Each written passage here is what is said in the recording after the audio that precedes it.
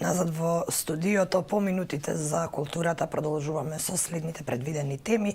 Оваа ќе ја посветиме на скандалозната јавна соба која веќе по втор пат се појавува. Ќе повторам, до сега има 4 приведени, но групата брои над 7000 членови. Разговарам со Ана Попаризова, психолог и представник на Медјаши. Добро утро, ви благодарам што прифативте поканата за гостување во денешниот утрински брифинг. Добро утро, јас во ред ме представивте како соработник сум на Дечјата амбасада Медјаши, инаку сум училишен психолог во гимназија Торце Николов, со искуство работно и како професор по психологија и како училишен психолог. Ви благодарам за приликата да денеска позборуваме за оваа тема која што навистина одекна во јавноста и мислам дека веќе сите се мобилизираме во насока на едноставно ставање на крај на некои појави, односно алармирање во сите сфери кои што се засегнати да се бараат решенија на поврзано со ова прашање. Господја Попаризова, ви бевте една од првите кои јавно на својот Facebook профил објави дека нуди помош за жртвите на овој случај. Колку досега ви се јавија, колку досега побараа помош и дали сметате дека сме стигнале до онаа колективна свест во која што на жртвите и не име срам или не се стигматизирани да ја побараат помошта? Видете, значи јас кога прочитав одново пост на социјалните мрежи со вулгарна содржина поврзан со 14 годишно девојче, навистина некако влегов во чевлите на тие жртви, си замислив дека се тоа мои ученици, ученички и сметав дека е моја професионална обврска да реагирам.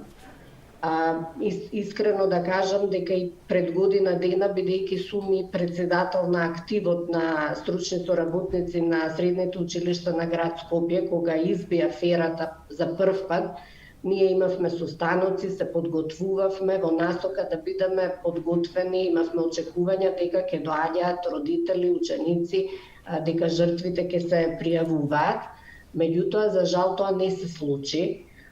Она што е сега состојбата, ја за тоа и реагирав во насока да дадам глас на нас како стручни соработници, како училишни педагози, психолози, дека сме тука за учениците, дека постоиме и дека е наша задача да им пружиме помош.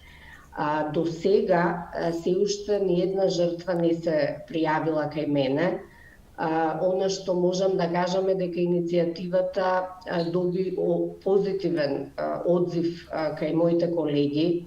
Значи, веќе имам пријави на колеги кои што сакаат да соработуваат од Скопје, од други градови од државата. Исто така имам пријави од професионалци, психијатри, други професионални психолошки здруженија дека стојат на располагање. И како да ви кажам, имам навистина позитивен одзек, се јавуваат млади луѓе кои што сакаат да помогнат во делот на промоција, во делот на комуникација, за било што. Постојано сум обсипана со пораки од млади луѓе, од поранешни ученици кои што сакаат да помогнат, и ова е убав знак дека ние како општество во одредени делови можеме да препознаеме што е значајно и можеме да се мобилизираме во насока на некој начин барање на решение. Ова не е обичен случај во кој што само се споделувале слики или се коментирале, туку од она што можевме сите да го видиме, да го забележиме, да го прочитаме од оние споделувања на тие приватни разговори е дека лицата кои биле дел од групата и физички ги вознемирувале во смисла на тоа дека точно ги знаеле нивните адреси, нивните телефонски броеви, дури и се мобилизирале да ги вознемируваат жртвите и по телефон и на домашна адреса. Ова е навистина едно травматично искуство не само за жртвите, туку и за нивните семејства. Каква ќе биде последицата од се ова, бидејќи воопшто не е мал број на жртвите, а тука ќе ги вбројам практично целите семејства на истите жртви, какви последици ќе остави не само по девојките кои се малтретирани, туку и по нивните семејства. Што очекувате понатаму да преземат во услови кога полицијата бара сами да пријавата нема да ги гони, предпоставувам, по службена должност? Па еве видите, значи молкот е драматичен и многу значаен. Ланската година кога се отвори аферата никој не се јави. Сега на отворен повик одново никој не се јавува. Значи ние како традиционално општество владее срамот, владее потребата да се прикрие. И секако ова во еден дел е и разбирливо затоа што пак институциите народот, граѓаните, семејствата, жртвите прашање колку имаат и доверба во институциите. Кога има доста примери како и на пријави и на барање отворени апели за помош институциите потврлиле. Сега мислам дека го допревме дното и дека навистина треба да се преземе нешто, затоа што да постои група со 7000 членови и да не може да се санкционира, тоа е отворен доказ во општеството дека институциите аминуваат насилство, дека одобруваат насилство, а тоа е нешто што, да кажеме, на другиот екстрем, доколку сакаме да се справуваме со насилството. И процесот на стекнување на доверба во институциите е тежок процес, меѓутоа тоа се огромен број деца, млади кои што се жртви, рековте, и семејствата. И она што е многу значено дека овој тип на повреда не е нешто што едноставно се залекува. Значи, ова се работи за трауми. Ние сме по многу мала средина, затворена средина. Навистина треба многу работа, треба многу поддршка да се личноста зајакне, да може да се справи со оно што се случува во средината. Бидејќи првите и семејствата, прашање е колку знаат да дадат поддршка. Затоа што дел од семејствата има случаи дека едноставно ќе ги обвинат девојчињата, односно жртвите.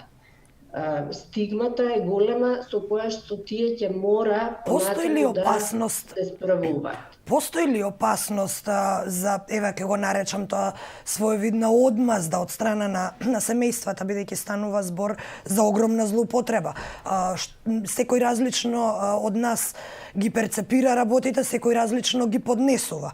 Во состојба во која што полицијата за голем дел од жртвите недоволно ефикасно се справува со ова, можно ли е и да се очекува таква последица во таа насока од страна на семејствата на жртвите? Па се е можно, затоа што се ова прашања кои што секој ги доживува емотивно. Како жртвите, така и семејствата. И кога се афекти во прашање, кога се емоции во прашање, апсолутно не постои систем во кој што имате доверба полициски, судски. Прашање на време и ако веќе не е време, кога луѓето си ги преземаат судбината и правата во своји раце. И затоа ова е шанса наша општествена да пробаме, да се обидеме, да ги поставиме работите како што треба. Зборувам и во областа на образованието, затоа што очигледно дека многу мора да работиме, и во областа и на правосудството и на полицијата.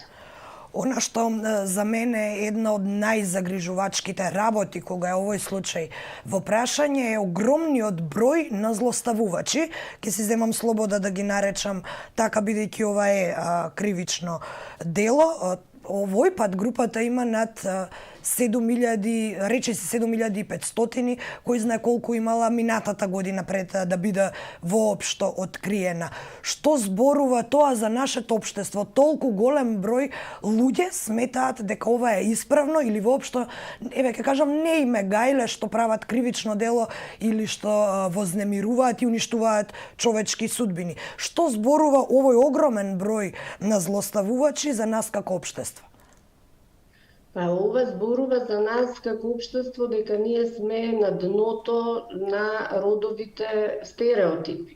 Затоа што контекстот на јавна соба е родово базирано насилство. Само што е пренесено во формат на, нели виртуелно, во формат на социјални мрежи. И сега, значи, општеството, момчињата, мажите, длабоко веруваат, нели, зад скриени, зад безбедноста на анонимност, дека е во ред да се членува во таква група и дека е во ред да на некој начин се травматизираат така жртвите. Што значи дека ние сме општество во кое што родово заснованото насилство е во огромен процент присутно.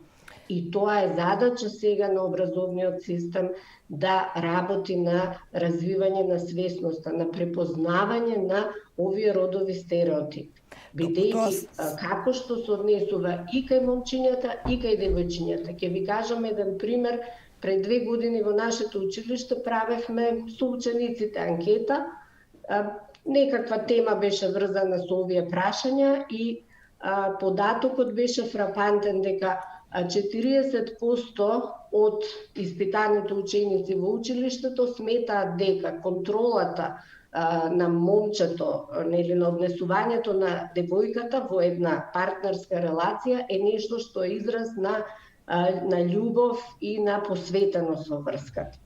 Што значи дека кај нас не се ни препознава што е родово засновано насилство, не се препознаваат облиците и многу често жртвите не ни можат да препознаат дека се самите жртви на родово засновано насилство. Значи и со момчињата, и со девојчињата мора многу да се работи. Мора да се работат кампањи за да јавноста препознае за што станува збор. И, господја Попризова, да го заокружиме овој разговор, бидејќи го споменавте и вие образованието, сега се предлага нова реформа, драстично различна од се што сме виделе досега. Еве, рековте дека сте соработник на првата детска амбасада Меѓаши. Меѓаши испратија став дека не се децата прашани за оваа реформа, но и сите засегнати, како, например, првата детска амбасада. Каков е вашиот став за најавената реформа? Па видите, дека реформа треба, тоа мислам дека е неспорно. Но сега се поставува прашањето, нели, во која насока ќе се реализира таа реформа, дека постои, јас од моето доживување, прилично отворена кампања, барем досега доста институции се вклучени, даваат свое мислење. Секако верувам дека ќе следува и дел во кој што ќе биде вклучена и дечијата амбасада со своја експертиза, заради тоа што последните години навистина со своите програми се покажа како некој кој што е сериозен и посветен поддржувач на образованието, нормално во својот неформален дел, меѓутоа ефектите кои што јас ги познавам и ги следам се навистина многу позитивни.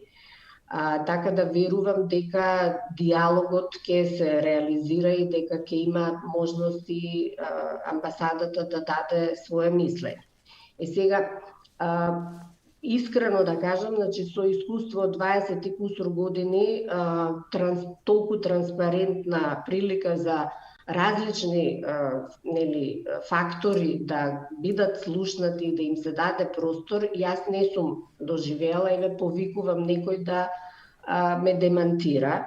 Обично и концепциите и законските измени се носеа во текот на летниот распуст, кога наставниците беа на одмор, па ние нема ни да забележиме и од септември ќе ни дојде информација за некаква измена која што треба да имплементираме. Така да овде го поздравувам тоа и верувам дека сите овие мислења ќе бидат земени во обзир и дека ќе се направи една зрела стратегија во која насока да се оди. Секако дека за мене, значи, клучна е, моделите се различни модели има. Јас навистина професионално сум имала прилика да комуницирам со голем број училишта од Европа и можам да кажам дека добро ги познавам образовните системи. За мене клучен е наставникот.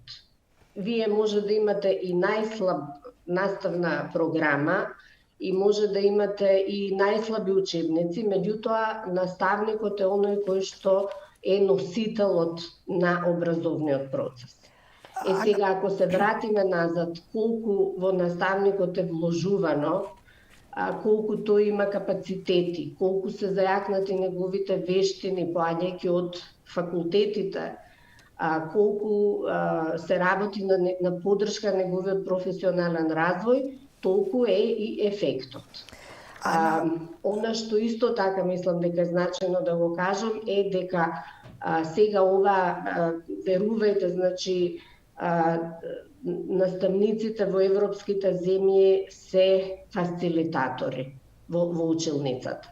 Ние се уште имаме централизиран систем кај што не знам, инспекторатот или бирото нели ја генерира позицијата на моќ, па потоа наставниците, па потоа учениците. Значи по таа вертикала додека одиме, нас ќе ни се случува ова што се случува. Мора да работиме на децентрализација, што ќе значи поголемо преземање на одговорноста, префрлање на одговорноста од Министерството на самите училишта, каде што тие ќе можат практично на самиот наставник тој да преземе одговорност за својата работа. Ние се уште сме како мали деца и чекаме да ни се дадат насоки, да ни се дадат упатствија, така да тука некако сме, мислам, малку заглавени во тој процес. Ана Попризова, училишен психолог и соработник на првата детска амбасада Меѓаш, и благодарам што утрово одвоивте време да се вклучите во денешниот утрински брифинг и секоја чест за вашата понуда за помош на жртвите. Ќе ве повикаме повторно уште еднаш на оваа тема да поразговараме за тоа какви се ефектите. Благодарам уште еднаш. Благодарам.